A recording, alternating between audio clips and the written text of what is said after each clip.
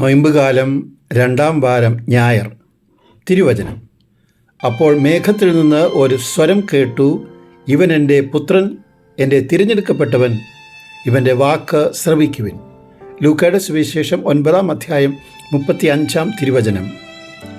അപ്പോസ്തലന്മാരെ യേശു വിളിച്ചത് യേശുവിനോട് ഒപ്പം ആയിരിക്കുവാനും അയക്കപ്പെടുവാനും ആണ്. യേശു മലമുകളിൽ പ്രാർത്ഥിക്കുവാൻ എപ്പോഴും പോകുമായിരുന്നു. അപ്പോൾ സംഭവിക്കുന്ന രണ്ട് കാര്യങ്ങൾ: യേശു പിതാവിനോട് ഒപ്പം ആയിരിക്കും, തൻ്റെ ശുശ്രൂഷകൾ പങ്കുവയ്ക്കും, അതോടൊപ്പം അടുത്ത ഗ്രാമങ്ങളിലേക്ക് പോകുവാനുള്ള ദൗത്യം യേശു ഏറ്റെടുക്കുകയും ചെയ്യും. ഒരു ദിവസം യേശു താബോർ മലയിൽ പ്രാർത്ഥിക്കുവാൻ പോയപ്പോൾ 3 ശിഷ്യന്മാരെ കൂടെ കൂട്ടിക്കൊണ്ടുപോയി. യേശുവിൻ്റെ പ്രാർത്ഥന രൂപാന്തരീകരണമായി മാറിയപ്പോൾ ശിഷ്യന്മാർ അത്ഭുതപ്പെട്ടു. സ്വർഗം ഭൂമിയിലേക്ക് ഇറങ്ങി വന്ന ഒരു അനുഭവം അവർക്കുണ്ടായി. അവർ വളരെ സന്തോഷത്തോടുകൂടി അപ്പോസ്തലന്മാർ പറഞ്ഞു, ഗുരു, നാം ഇവിടെ ആയിരിക്കുന്നത് നന്ന്.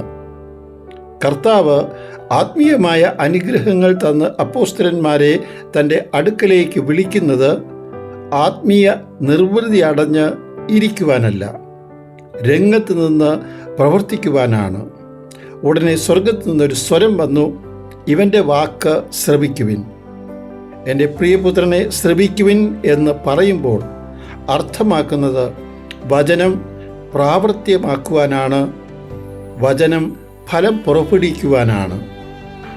നമ്മുടെ ജീവിതത്തിൽ നമുക്ക് നല്ല ദൈവ അനുഭവങ്ങൾ ഉണ്ടാകുമ്പോൾ ജീവിതം ഒരു സാക്ഷ്യമായി മാറുവാൻ അവ ഉപകരിക്കട്ടെ, സഹായിക്കട്ടെ എന്ന് ഈ വേളയിൽ നമുക്ക് പ്രാർത്ഥിക്കാം.